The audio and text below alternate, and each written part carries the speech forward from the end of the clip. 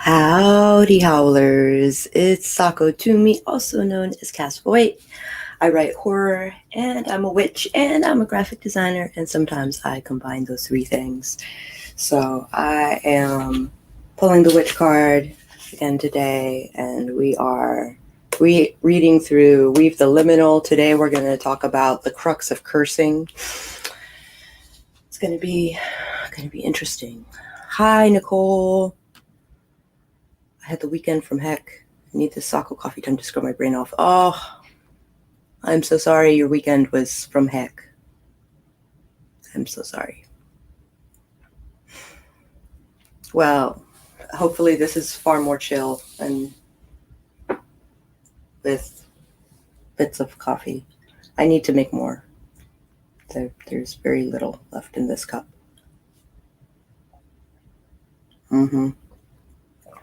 Yeah, there was like one sip left.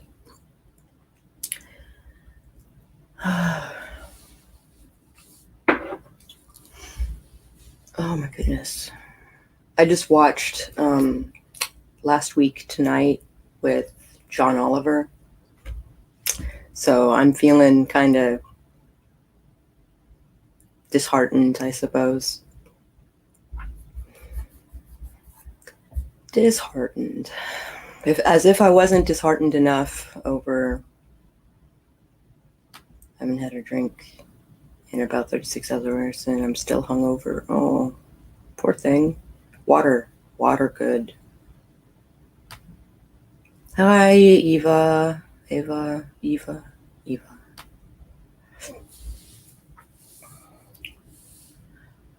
It is warm in my living room. It is warm in my living room.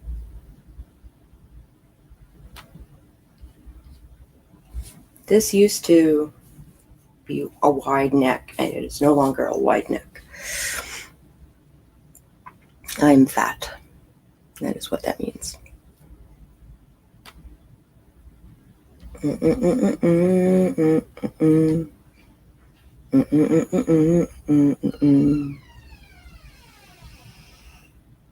I think my cats are downstairs fucking with the door. Still working way through the anthology, ended with Jace's, but just listened again, love it so much. Charlie is next, I'm on round 2 of it. I struggle to stay focused to just sound. Gotcha. I still have it open. I stopped at Alana Turner, so I'll be continuing after this. John Oliver makes my day and also makes me want to cry. It makes me want to cry because he just reminds me how I feel about the world right now, and it feels, on one hand, it feels good that someone like John Oliver recognizes that that is the state of things. So it makes me feel like I'm not going crazy. Oh, the cats are playing with the door. Yeah.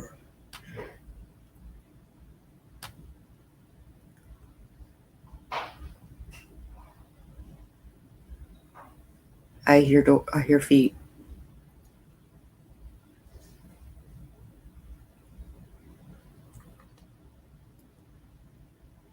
Maybe it's my mother?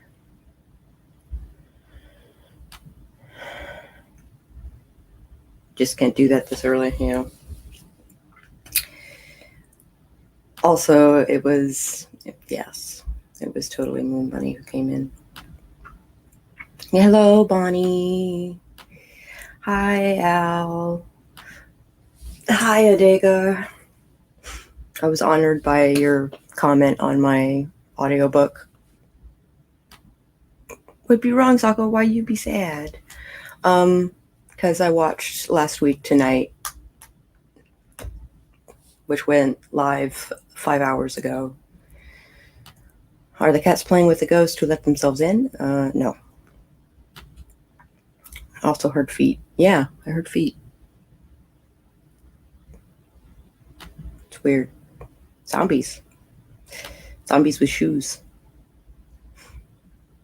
Both my husband and my mother wear shoes in that house, which bugs the shit out of me. But okay. The outside shoes are not the same as the inside shoes, so at least there's that.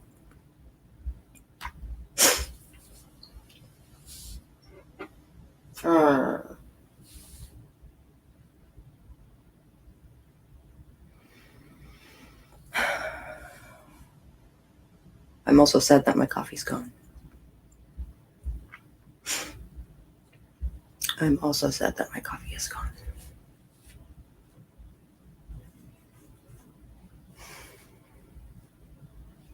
I also don't know what I'm going to do with my day until 10:30 tonight.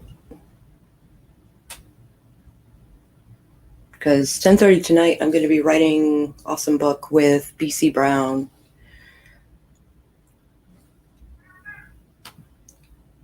And that's my cat meowing. Is she meowing at the other cat? Because I didn't think that was a thing they did.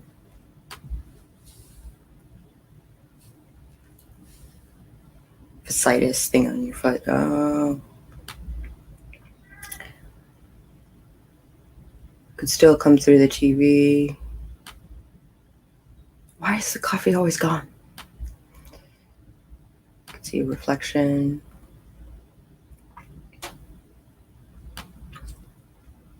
There is nothing wrong with my husband's nor my mother's feet. There's nothing wrong with them. They're just worried about stubbing their toe on some shit, which is ridiculous.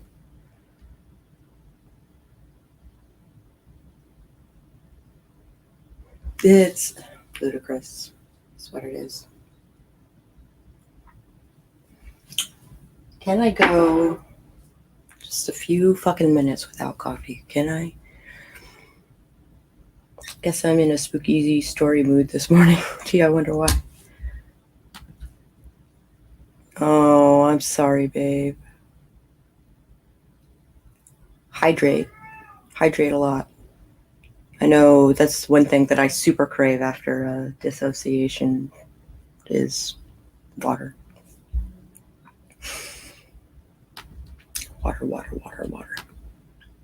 Nope.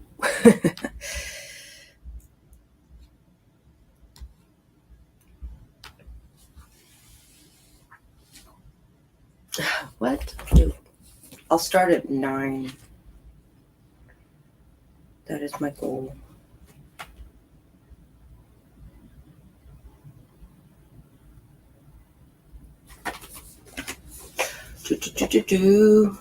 We're making headway through this book. We're getting to some really cool shit. Ooh. And then we're going to get into the liminal stuff. I hope Doll will be able to join us for that. And what now and that, you know.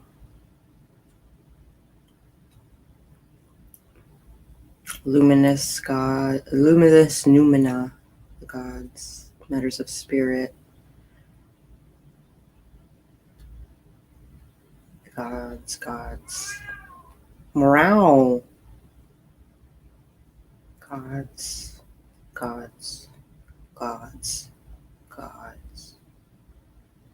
Self-divine. Maybe get your coffee before you start reading. Maybe that is a thing. And also food. Oh, yeah, food. Good idea. Something that'll soak up terrible stomach things, maybe. Like something bready. Yeah. Bitch, you expect your murderers to reply?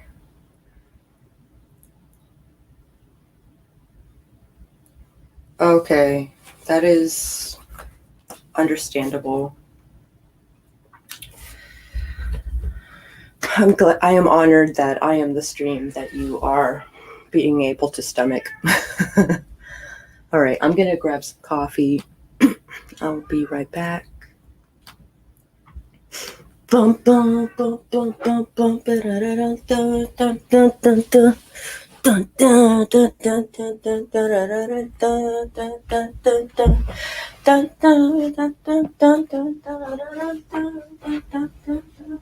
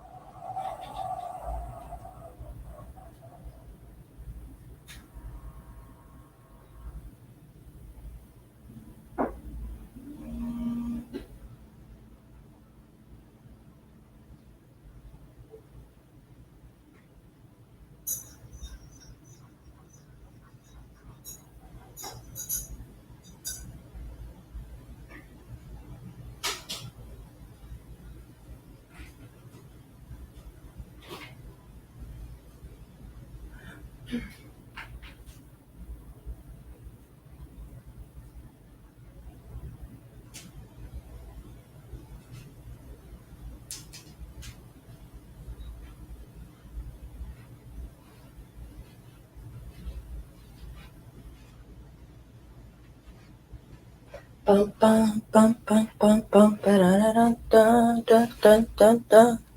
Dun dun dun dun dun dun dun dun dun dun dun. Dun dun dun dun dun dun dun dun dun dun dun dun. Ah! Dun dun dun dun dun dun dun dun dun dun dun.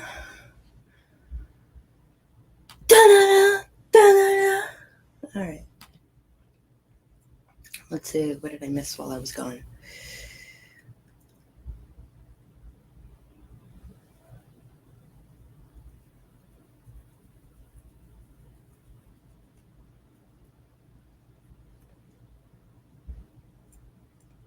Wow, you guys were busy. Let's see.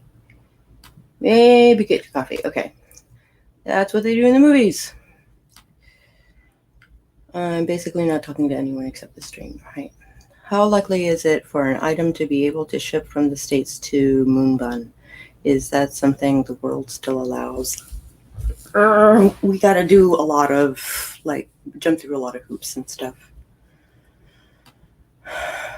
Long distance hug. I'm gonna tag you in something today, I think. Pretty sure your book will arrive. Should I wait? We're still doing parcels. They just sit in quarantine forever and ever. Yeah. I'm getting Moonbun a present. I don't know what it is, but it's gonna be a gift. I'm getting Moonbun a present. Yeah.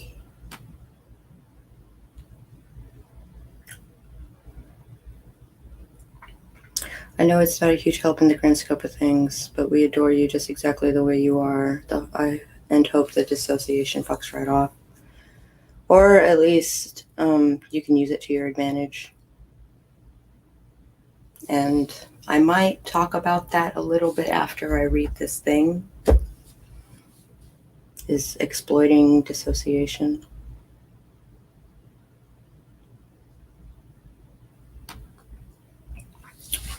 Mostly okay, just haven't had an episode this bad since college.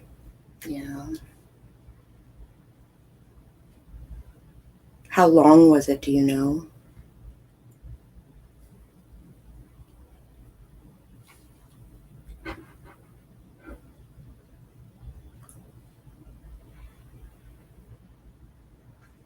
Well, still too hot.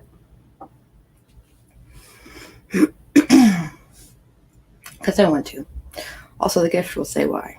I have no idea when it will be sent, but 2021 might be when, because, not because of world issues, but because I'm slow as fuck to mail stuff. Yeah.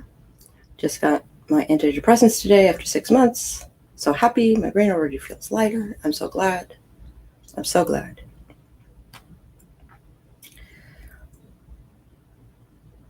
Oh my gosh, super jump. But I do what I want. Oh. Everybody, super love.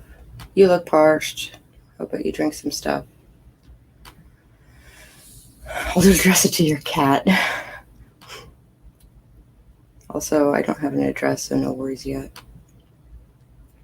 She got you, and I bought bean water. Bean water. Joke's on you. I don't even have a cat. Gift idea. Cat.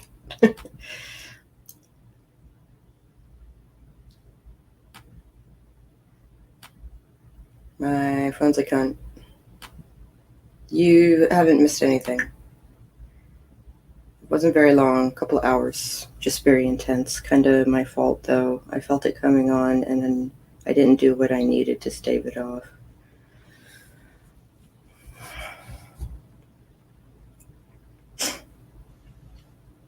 Yeah, I actually, it's kind of funny. I did a blog post yesterday that was like about self-care, and I talked about what I do to recharge, and it's probably not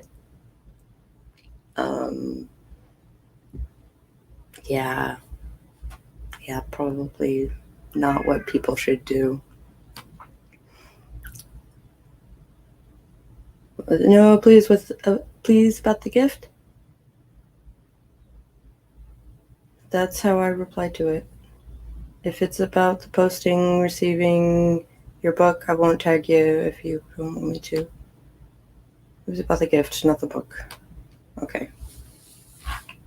He keeps telling me every day that there's a new version for this program, and every time I go to download the new version, it says, oh, you already have the new version. So why is it telling me that I have a version? Not YouTube safe? It's not up yet. I'm doing a whole bunch of posts, and then I'll let them go live every week.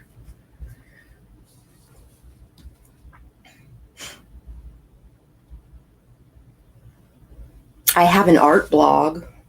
It's Psycho at WordPress, but I haven't updated it in a really long time. I should update it, just for shits and giggles.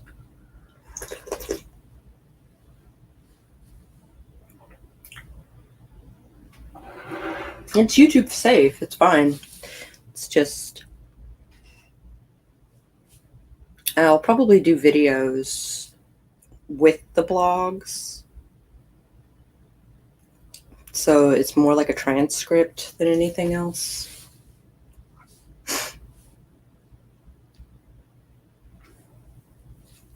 And they're like 200 to 900 words long, so they're nice and brief.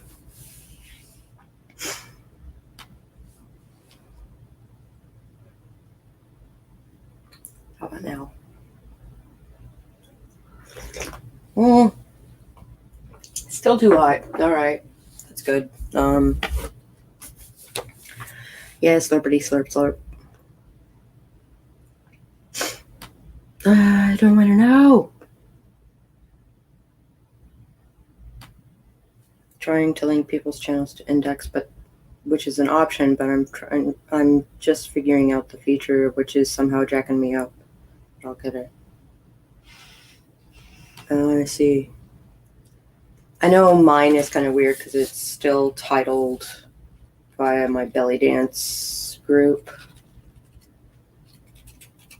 And this channel might get a revamp while I make a new channel for Cass Voight.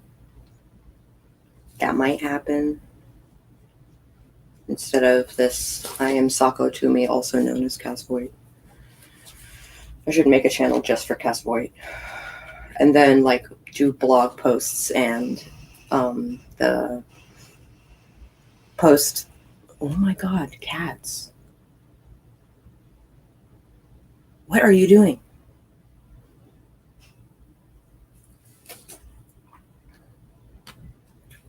With video highlighted if they have one on their page as an intro.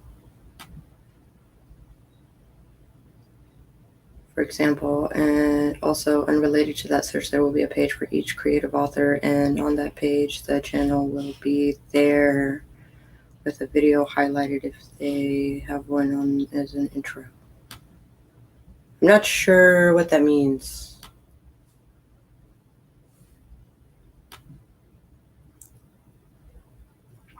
I'm having trouble visualizing that. It's winter feeling here in UK. We have heat on in the living room. This is always, yeah. All right. Let's do this thing. The crux of cursing.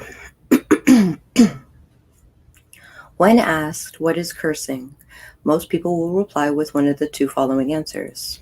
1, the use of vulgar or impolite language. Or 2, the throwing off of negative energy and or the use of sympathetic magic to manipulate, particularly in the form of a puppet, witch bottle, or similar system. Under the right circumstances, I can say I'm a fan of both. People often source their ideas about cursing from fairy tales and myths, like an angry fairy from Sleeping Beauty, or the Greek gods being petty and doling out punishments like those bestowed upon Cassandra of Troy, Medusa, Psyche, or pretty much any hero or heroine you can think of from those stories. Then there's the legendary Baba Yaga, one of the most iconic witches of folklore. Whether she chooses to help you or hurt you is always a gamble. Why? Because she embodies nature itself, and found within the truth is the essence of magic and energy. In and of itself, energy is neutral, aligned, and found within the truth is the essence of magic and energy. Okay. In and of itself, energy is neutral, unaligned, and whether something is a blessing or a curse is often a matter of personal perspective, regardless and even of initial intent. One of the most common ideas of cursing found around the world is the idea of the evil eye. Many cultures believe that in the case of both the giver and the receiver of the evil eye, neither is intentionally conscious or aware that some exchange has taken place.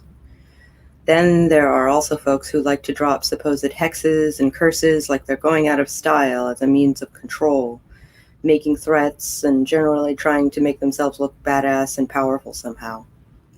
They're often trying to propagate a fantasy of themselves to others. Someone committed a transgression against them, in their opinion, and they're going to make a stink of it publicly. Or a con artist may use the legend of a curse to extort someone into giving them money or doing what they want. In the case of fairy tales, In the case of fairy tales, myths, and legends, the supposed curse is a plot vehicle to drive the story, or is a way of trying to assign reason to a world that rarely makes sense. bad things happen to good people, and it makes us feel better to assign a reason for it. In the situation of conorists and hextastic and the hextax, I didn't realize this was a thing. In the situation of con artists and the hextastic, they're both preying on human nature. They see an opportunity to make money or push their agenda, and they're usually also skilled manipulators. They know how to plant a seed and make it grow in someone's mind. They don't have to believe in the curse, only their target does. If the target doesn't believe, then they hold no power.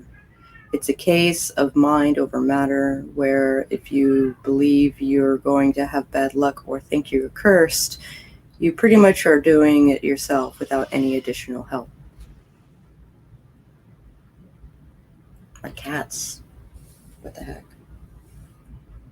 Hextastic is a fun word, absolutely.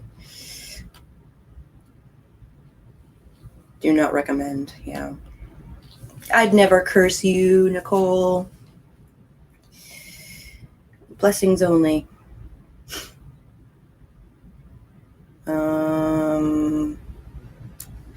Now, when I look at hexing, cursing, or other baneful work, I'm not coming from a place of fiction, fairy tales, fraud, or egomania. I'm looking at the other side of the same coin, the same force of energy that's used to heal, grow, and bless. We can prune plants so that they can have new growth. We can set up fences to protect people, pets, and places. We march, write, and make phone calls to protect the rights of others who are in danger.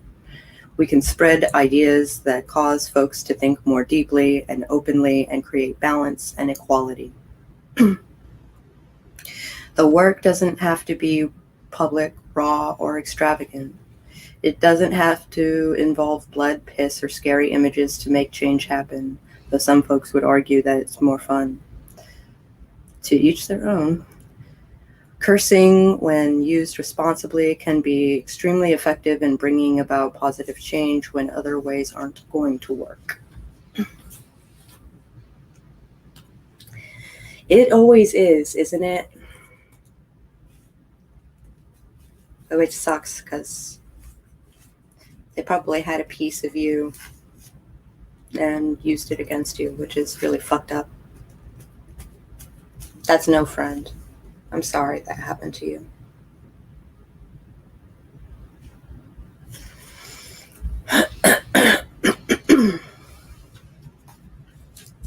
Weave your pattern well. Sip of coffee. Ooh, don't spill it.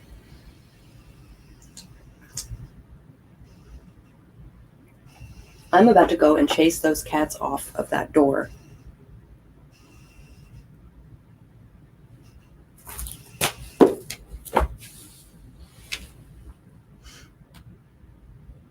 Bum bum bum bum bum bum dun dun dun dun dun dun. Bum bum dun dun dun dun dun dun dun dun dun.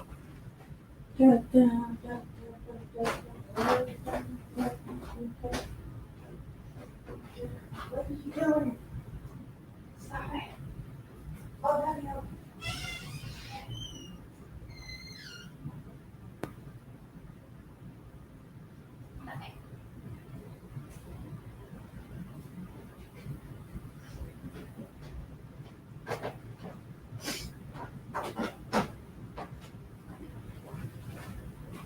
Bum bum bum bum bum dun dun dun dun dun dun.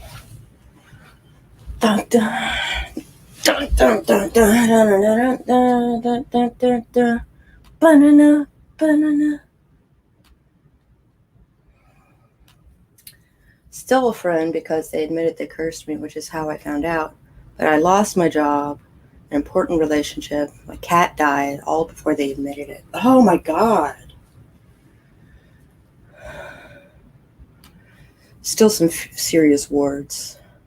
They still refer to me as their best friend, and I'm still a child. That ship has sailed.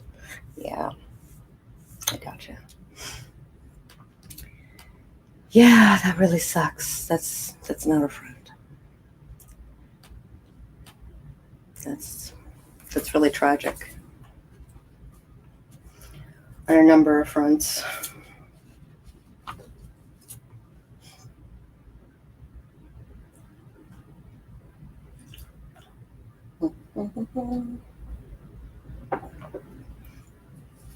All right. When discussing spellcraft, 2 questions inevitably pop up. What if your spell doesn't work? And what if your spell works a little too well? I haven't had much experience personally with the former category, but I definitely had a taste of the latter when I was first starting out. When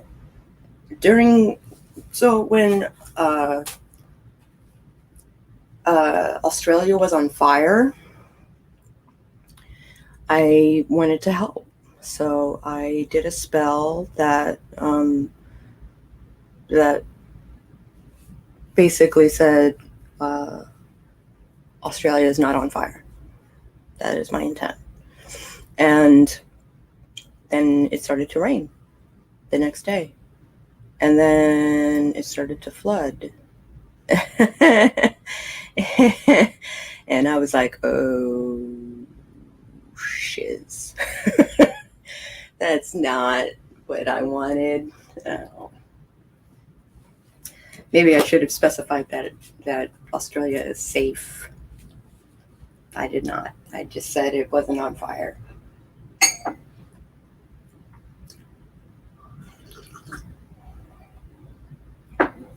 So that was unfortunate. But before I discuss those specific questions, I want to make note of 3 very important truths to always keep in mind. Magic follows the path of the least resistance. Mind the fates. And words have power. Remember when I said that myths and folklore often contain vital lessons for us to absorb? When I think about tales of the Djinn, the perils of meeting Baba Yaga, and pretty much every Greek myth, those 3 phrases are highlighted, underlined, and bolded subtext lurking within those stories. Let's take a closer look at why these things are important. All right, go pick up your brat. Go pick up your brat. Magic follows the path of least resistance. What does that mean? Imagine magic is like a big bucket of water. If you're not careful about how you pour it out, the water is very likely to slosh out and go everywhere but where you want it to. Sure, you've now emptied the bucket, but you and everything else around you is probably soaking wet. Carefully ladling the water out in smaller portions so it goes in the desired direction is the best course of action. So applying the water metaphor to magic, your best course of action is to be as specific as possible in certain situations. An example of this would be doing a spell so you don't have to attend a certain obligatory social event that you've been dreading without specifying the specific reason why you don't want to attend. And then on the day of the event, you get into a car accident or come down with the flu. Not great, right? But you've gotten out of having to attend that event, though. If you're afraid of being too specific, because yes, there are times when being too detailed is a problem, you can still do a good job of guiding your magic. If you want to fall in love, you don't have to specify with whom. If you're looking for a long-term, loving, romantic partnership of mutual respect, understanding, and passion with the right person for you, that's a good kind of non-specific specific. Looking for love is too open and could land you some really hot one-night stands or a dog that will love you unquestionably for the next 17 years. Again, there's nothing wrong with those, but they may not have been what you were really wanting or needing either. Mind the fates. The fates are often depicted as weavers. They make our threads, tend to them, measure their length, and snip them once our current life has reached its end. Whether you see the fates as real beings or metaphors for life, I don't believe that everything is destined down to the last minute detail. Rather, I think we have quite a bit of wiggle room for what we can do with our lives. Think back to loom analogy. think back to the loom analogy. We can weave our pattern in many different ways, but we're still connected to the same loom, so there are limits to how far we can move and change things.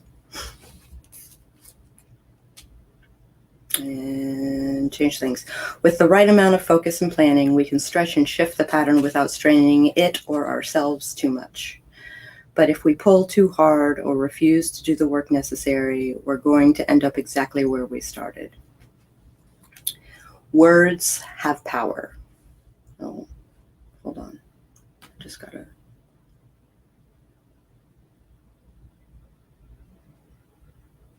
I'll have to look at that later.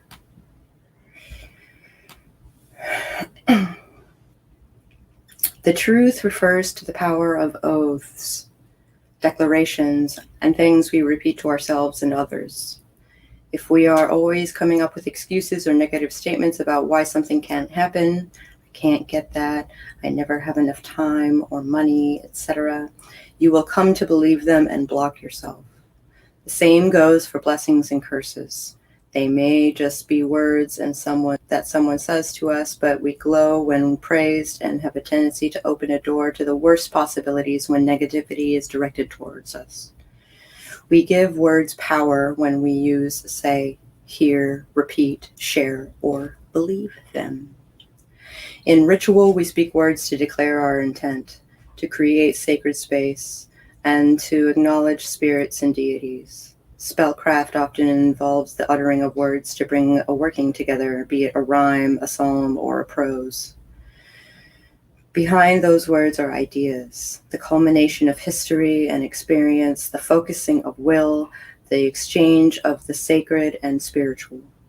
The formulation of ideas into words which are then built into statements is then followed by action.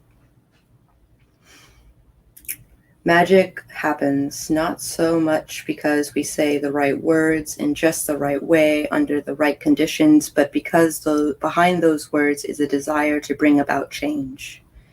And if our will is strong enough, we follow through with our statements by making change happen in ourselves and in our world around us.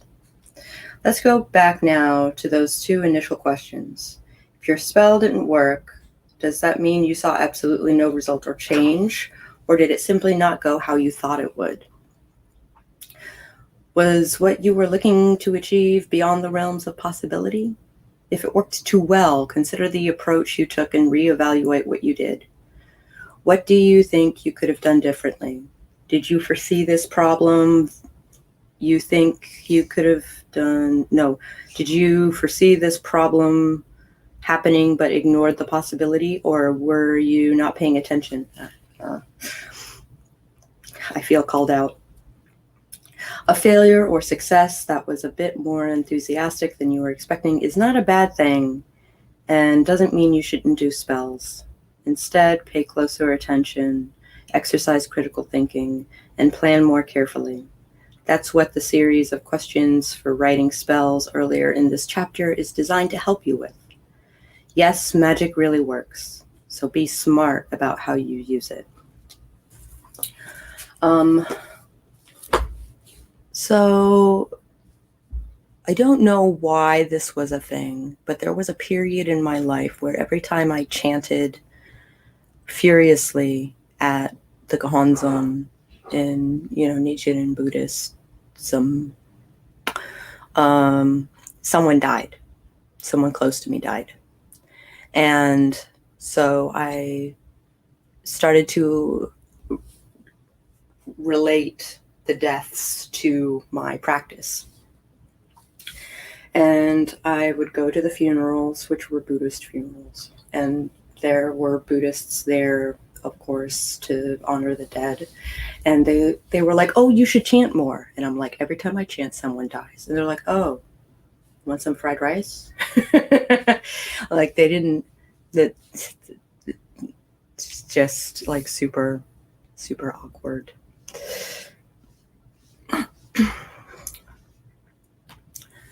And I haven't chanted for a hot minute because I am still afraid that someone close to me will die if I spend an hour chanting.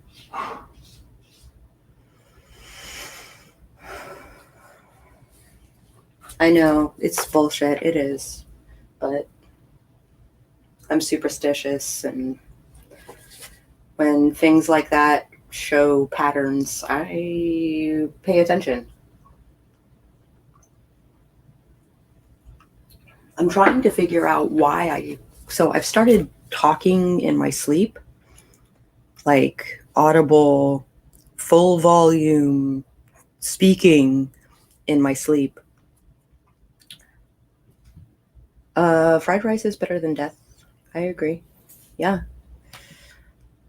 Also, the lady who makes the fried rice is like this Korean woman who owns a restaurant, and her fried rice is the best I've ever had in my life. It's just so fucking good. So good. So yes, I will take the fried rice. Thank you. So, yeah, I just...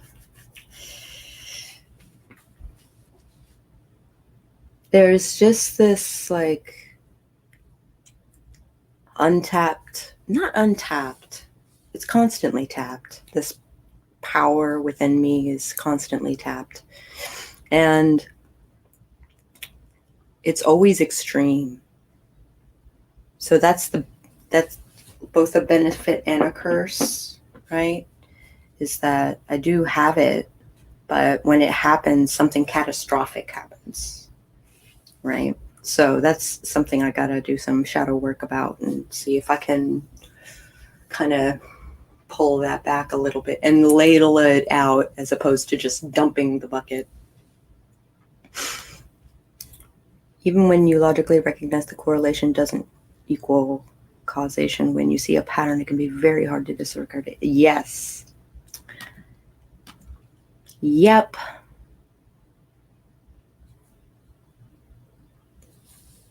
Correlation doesn't equal causation, but it often does. It often does. What's the common denominator?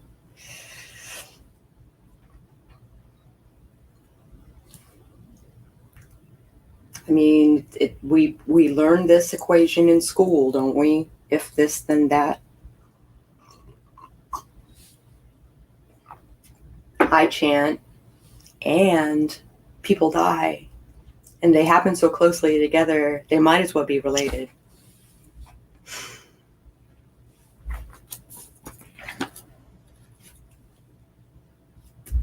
Okay. Do I need a grimoire or a book of shadows?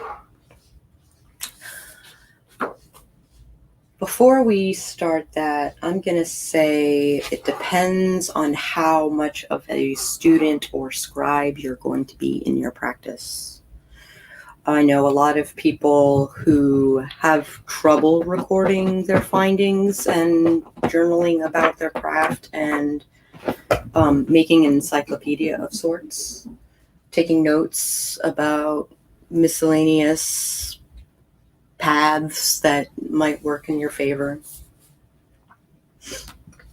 Spidey sense are tingling. Oh, yeah. I have a spidey sense, that's true. It's not as potent as it used to be.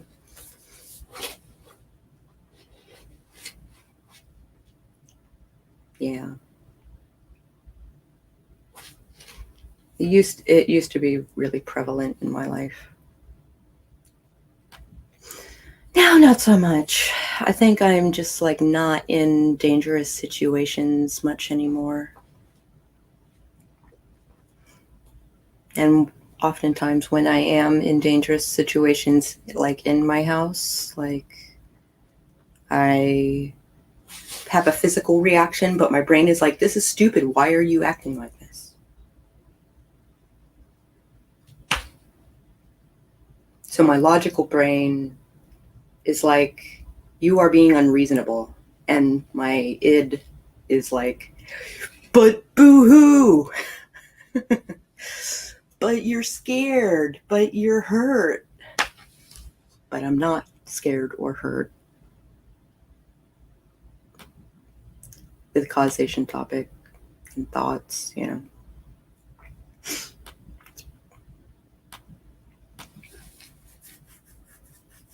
Spidey sense are tingling with causation, yeah.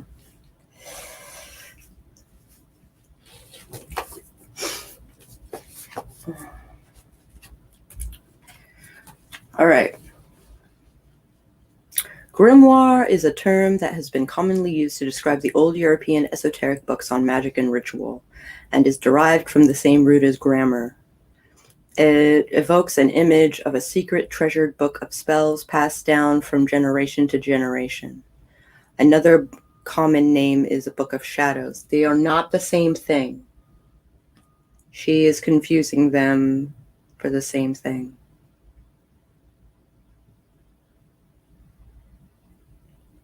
This type of book is meant to be a collection of thoughts, dreams, magical and ritual insights, and recordings, spellcraft, herb knowledge, mythological lore, and much more. To create your book, you don't need to start with a fancy leather bound book, unless you want to. I recommend buying some sturdy blank books, notebooks, or decorative binder that you can add blank sheets to. You can also hand bind your book, which can be a fun craft. The most common problem that most people have with starting out with a fancy book is the fear of messing it up. The point of having a book is to keep records of what you did, when you did it, and what you did with it. So, somewhere along the way, my instincts became short-circuited, so I've learned to ignore them. I recognize it isn't healthy, but when you can't trust your instincts, what else can you do? Okay, so there are 3 types of books. There's the grimoire, there's the Book of Shadows, and then there's the Book of Mirrors. My grimoire is just basically an encyclopedia of notes about all the cultures, all the gods, all the different types of magic, all the, it's a little bit of everything I've found.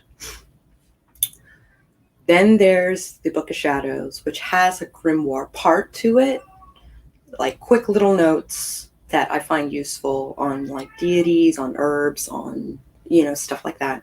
And then the other half of the book is a journal that has my recordings, that has my intents, that has my plans, that has my, it's a journal. And then the Book of Mirrors is just scientific recordings about my practice. Sometimes I'll do my plans in them, like, this is my hypothesis, this is my goal, this is my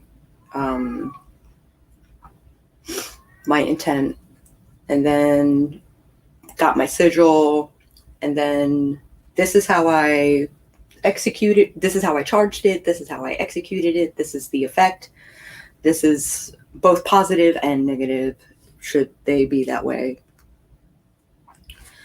That is my Book of Mirrors. So when people start combining their definitions of various tomes, kind of wigs me out a little bit. A grimoire is not a Book of Shadows. A Book of Shadows can have a grimoire in it, but they're not mutually exclusive.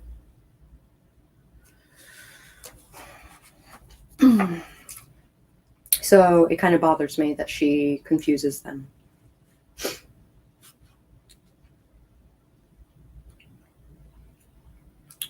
The point of having a book is to keep records of what you did, when you did it, and what you did with it with. Yeah. You can collect and scrapbook things and you find interesting for future reference as well. If you're worried about making mistakes in your fancy book, then go the plainer route. You can always transcribe things later if you have the time or interest. Yep.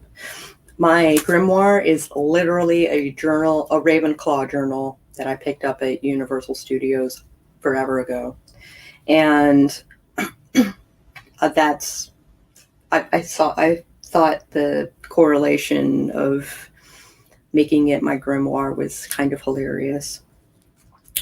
And my Book of Shadows I picked up at Penzic a few years later, and I have it like divvied up into sections, and my journal section like exploded. So I started a Book of Mirrors when I started my chaos thing, and oh, not true. Yeah, not true.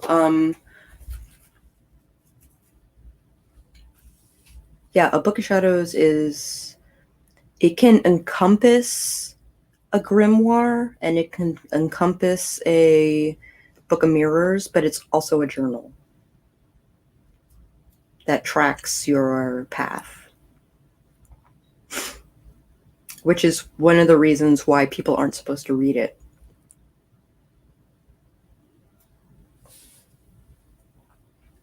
Because it's like reading someone's diary. It's kind of fucked up. Don't do that. Oh, what is it with my throat today?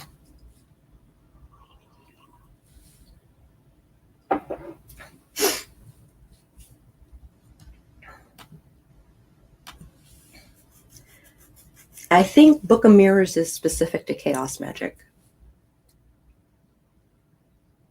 I'm not sure, and you might not be wrong. A Book of Shadows might have originated in Wicca, but I think like Gardnerian Wicca, but that might still be accurate. Because anyone can have a grimoire. That's true. Well, anyone can have any of those books, as far as I'm concerned. But Wicca is less exploratory than my grimoire is. I was figuring out what works and what doesn't, and there's a lot of like, I don't know. Some stuff makes sense, some stuff doesn't. Found Marmite. It's about as much as I can handle right now. Okay. That is good. Enjoy. So the BOS might have originated in Gardnerian Wicca, but I think there were a lot of Wiccans who decided not to be Wiccan anymore, but they took some of the practices with them. That might be a thing.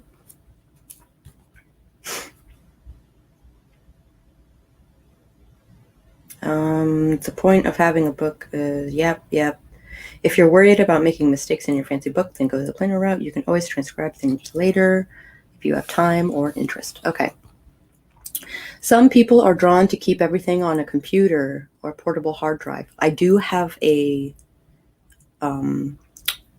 spell book basically on Pinterest. I might make a fancy.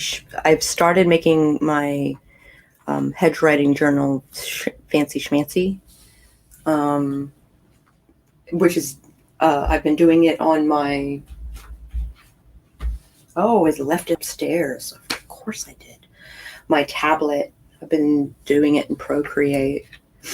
And they're grimoire pages. I have grimoire pages, and then I have my hedge writing journal. And I'm still tossing around the idea of doing a hard copy of it. Yeah, I don't know. I don't know what I intend on doing with it. It's a lot of work but it's meditation. Like, yeah. Yeah, that's a task. that it takes a lot of time, it takes a lot of effort, but that effort is meditation. So the more I work on making it fancy, the more I meditate on it, meditate on what happened. The writer in me says all books for all people, so I personally like what you said about the books better. Yeah. I think it's leftover dogma. Now that I think about it. Some people, yep, it's fine if you want to type things up on a computer so it's nice and neat, but be sure to print everything out. It's far easier to reference a book than to turn on your computer every time you need to look something up. Plus, a book is something that you can pass down to your family, while computer programs and hard drives quickly become obsolete and are far more prone to being erased or damaged. So you can do digital, but back it up with a hard copy.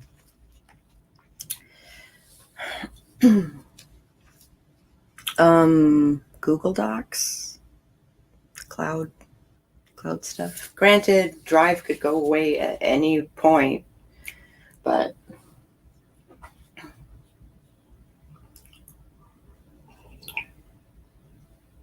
I think I paid for a year of Google Drive, which kind of sucks because now I'm not doing Eternity anymore, and I'm thinking about cutting the cord, and I'm not sure how to do that. Back in this time section of rights in chapter 3, we looked at how the lunar cycle can have effect on our bodies. This is lunar and solar correspondences for spellcraft and ritual.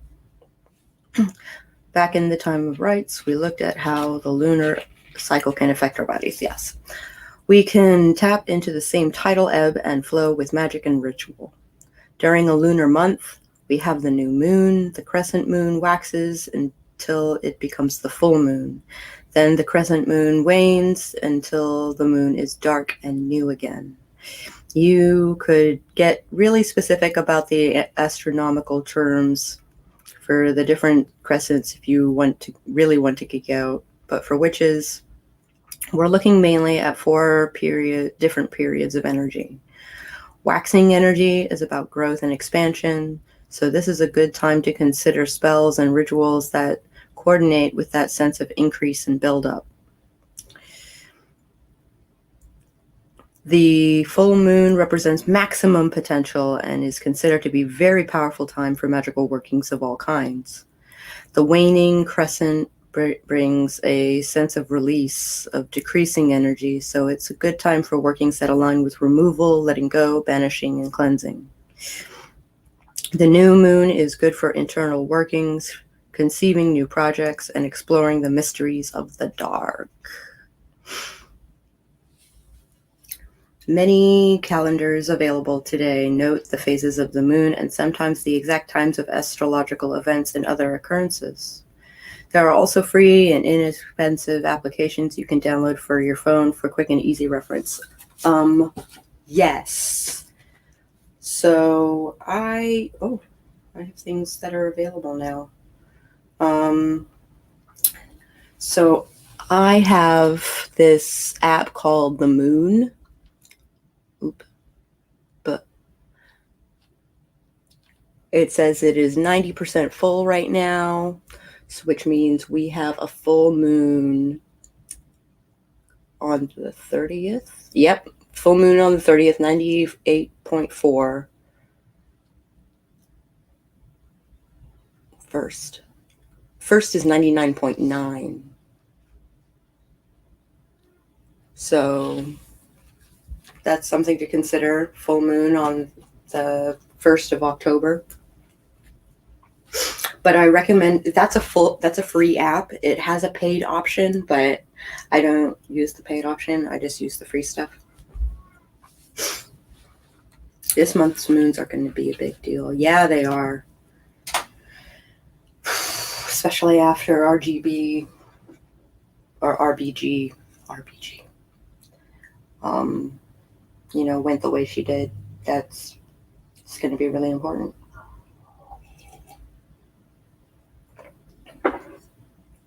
feel like we're going backwards. And the blue moon on the 31st. On the 30, there are only 30 days of September.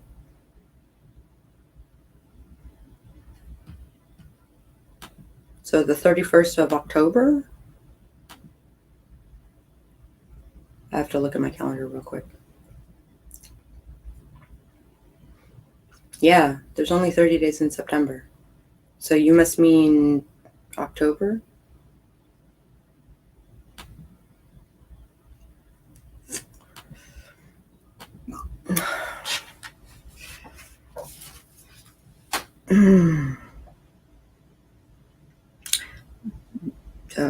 Of course, you can always look up to the sky to see what the moon is up to, though that can be difficult if you live in a place that's frequently overcast.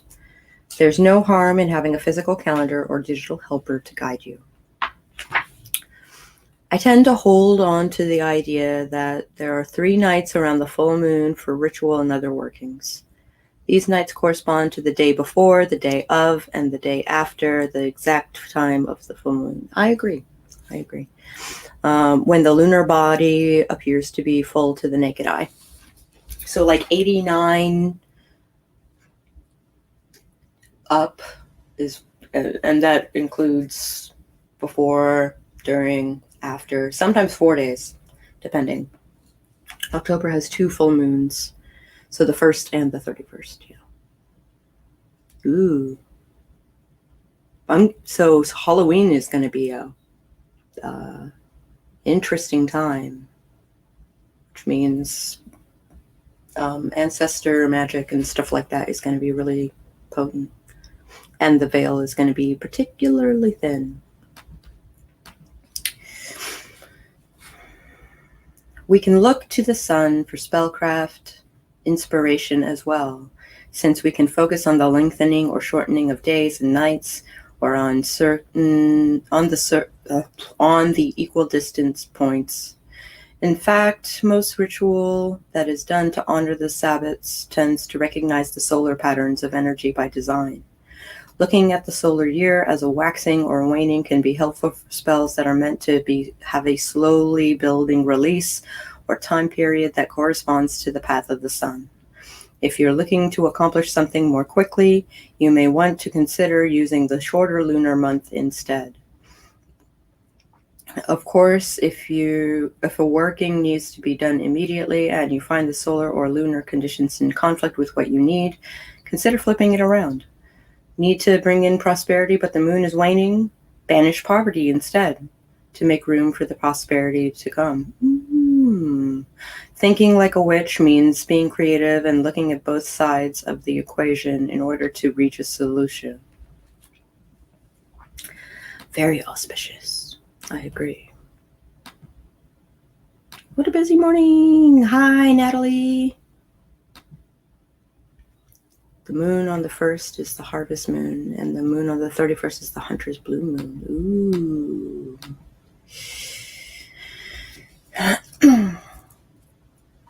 The ritual arts.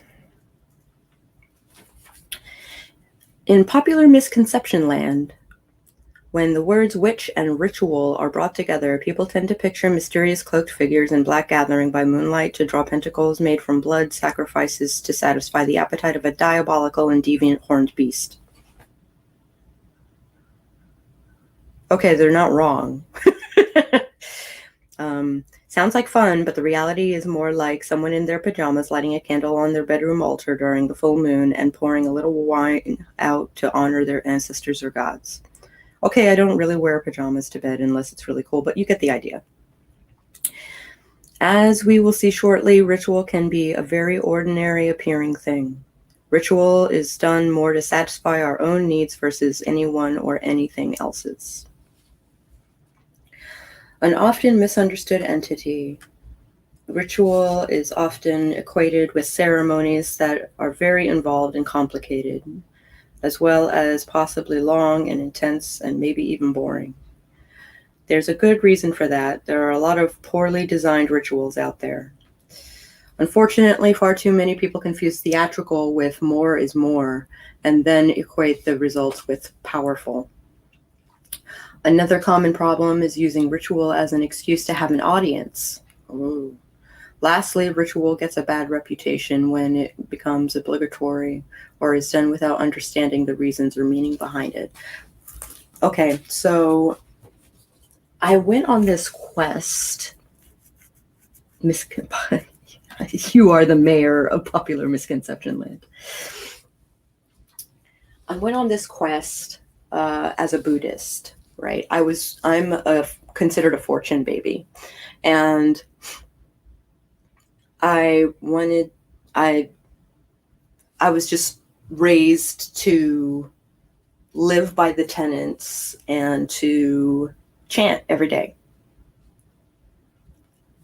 and put stuff in the butsudan, like food and water and stuff like that. And I went on this quest where I wanted to know if there were other fortune babies, both in my sect and outside my sect, that, like, how do you explain Buddhism? Like, do you understand it? Like, how do you explain it to someone who doesn't understand it? And not one of them actually knew why they did the things they did. They did them because that's what they were raised to do. And there's something inherently wrong with that. There should be understanding. And that's something that is quite prevalent in Nichiren Buddhism, is like study group and reading the Gosho and like all of that stuff. The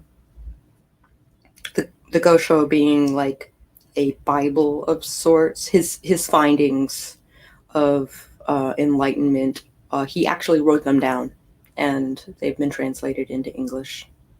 But Japanese folks can just read it.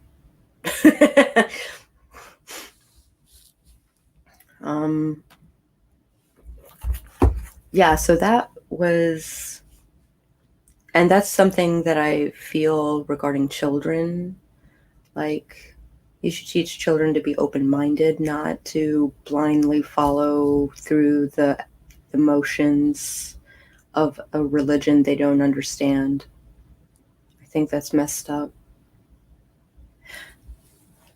I think my niece has this preconceived notion of what witchcraft is, and she's expecting like trails of glitter and sparkles and like stuff you can see as opposed to stuff you can experience.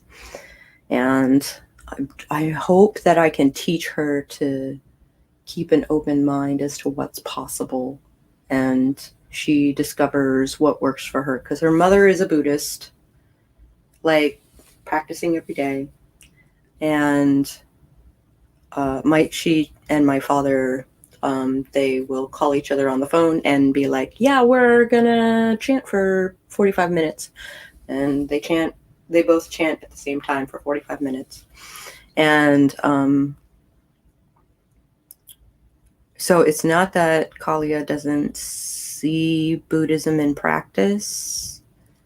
I just hope that she comes to the decisions herself as to what she's going to believe,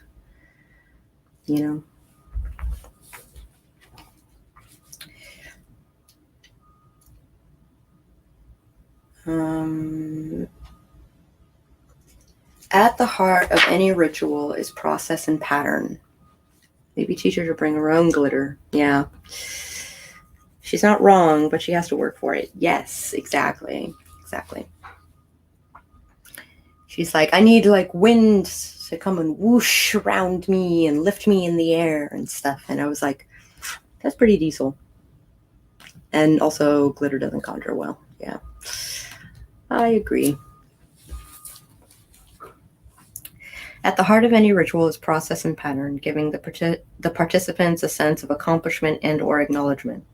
Humans by nature are ritualistic beings, not unlike cats. Often without thinking about it, We do certain things every single day or semi-regularly, finding comfort in the repetition. Brushing your teeth, making your morning cup of tea, putting on your favorite necklace, doing your evening meditation practice, cooking your family's favorite meal, going through emails in a certain way. These tasks may seem ordinary or mundane, but they are little rituals that help to bring meaning and order to our daily lives. Like, I do my 3 cups of coffee while I'm talking to you guys, and I breathe through this a little bit, and I'm glad that you guys keep me company while I do this.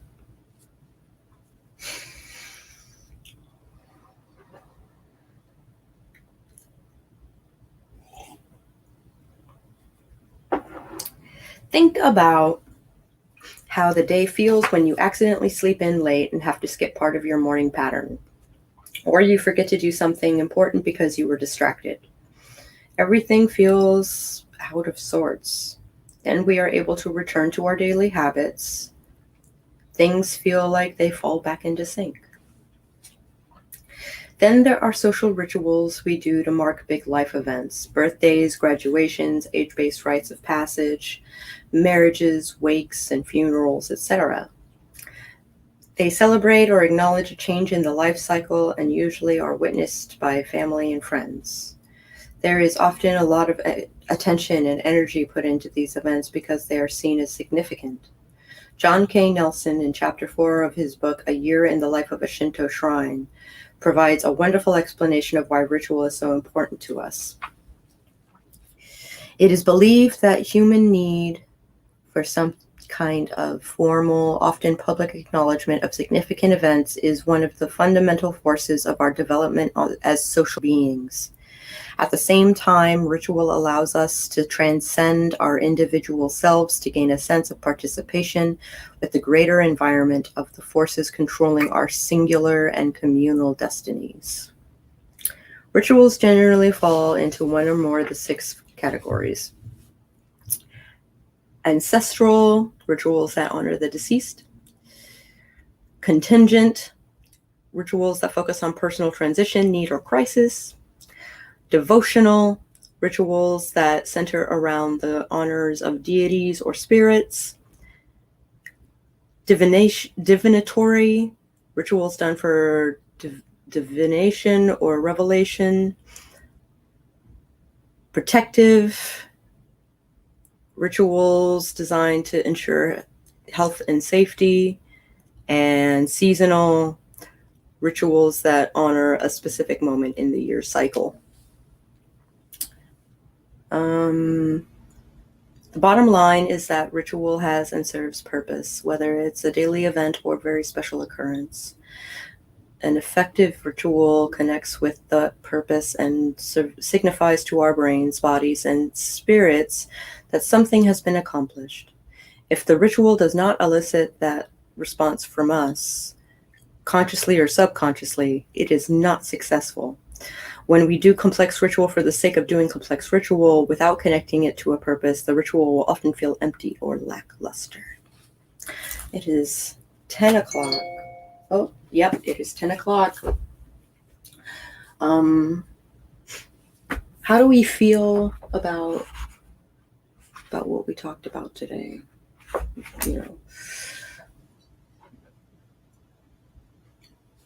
Hey, Cass, you're looking parched. Why don't you drink some coffee? Coffee?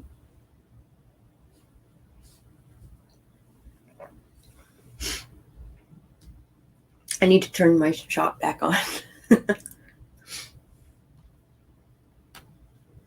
Also, I'll probably do an art thing. I can't think of any people who do a lot of streaming on Monday.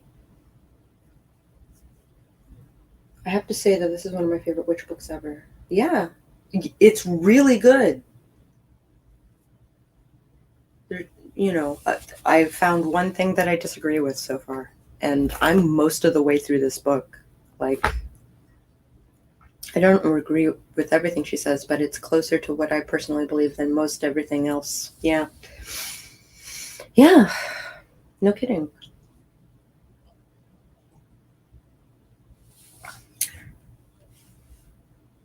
Oh. Yeah, it's good stuff. I think I'm going to end this stream and then fetch my tablet and do an art stream.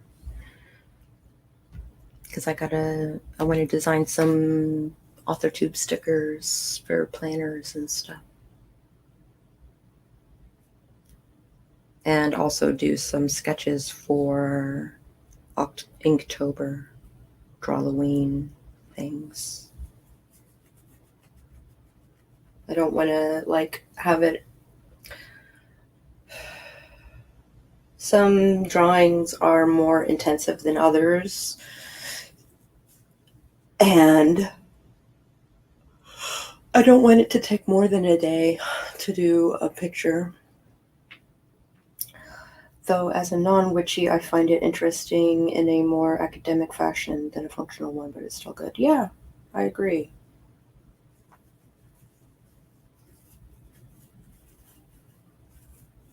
Even as a witchy, I find it more academic. I wouldn't call it like a Bible of sorts. And I like how she's like, this isn't necessarily the right way, but this is how I do it. Right? So it's definitely a thing. So it's good.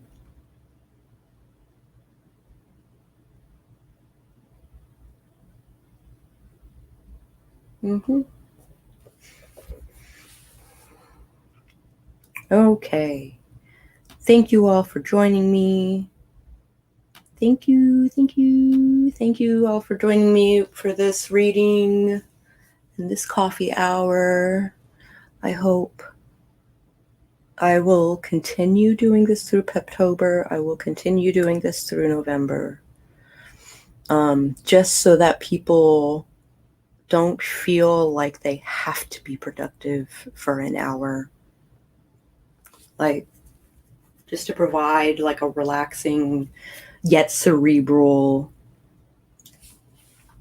hour where they can stop and think and maybe get inspired about a portion of their life or a portion of their book that needed a little fleshing out. Okay, I will see you guys in a bit for the art thing.